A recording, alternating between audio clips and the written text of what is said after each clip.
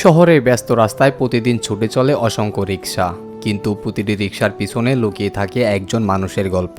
এই গল্প ৬০ বছর বয়সী এমনই একজন রিক্সা চালকের, যিনি জীবনের প্রায় ৩৬টি বছর কাটিয়ে দিয়েছেন রিক্সার প্যাডেলে। নাম তার আব্দুল হান্নান। রিক্সা চালাই অনেক বছর, এলো ৩৫-৩৬ বছর হয়েছে।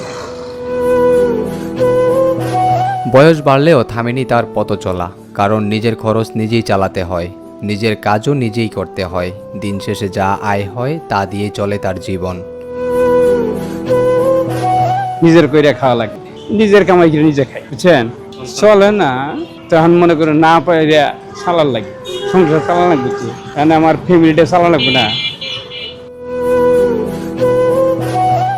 তার পরিবারের দুটি ছেলে ও একটি মেয়ে। দুই ছেলেকে কিনে দিয়েছে সিএনজি ও রিক্সা, কিন্তু এই অভাবের সংসারে ধরে রাখতে পারেনি সেই সম্বলটুকুও। দুইবার সিএনজি কিনে দিলাম, ওই ইচ্ছা স্বাধীন বেছে আরেকটা অটো কিনে দিলাম। পোলা পানে কাজ করলে তো ১ টাকা দেয় না, মানে মনে করেন ৮০,০০০ টাকা তুলে দিছি, ওই পোলায় ৮,০০০ টাকা কিস্তি দেয় গাড়ির, কারেন্ট বিল দেন লাগে, পারে না। আমি কিছু কিছু দেই, চালাই সংসারে, আমার সাথে আছে। বয়স ৭০ পেরিয়েছে, হয়তো শরীরে আর আগের মতো সায় দেয় না, তবুও থামেনি তার রিক্সা, থামেনি পরিবারের জন্য লড়াই। সন্তান আর পরিবারের জন্য ৩৬ বছর ধরে রিক্সার প্যাডেলে চলছে আব্দুল হান্নানের জীবন। রবিউল আলম, নিরপেক্ষ, ঢাকা।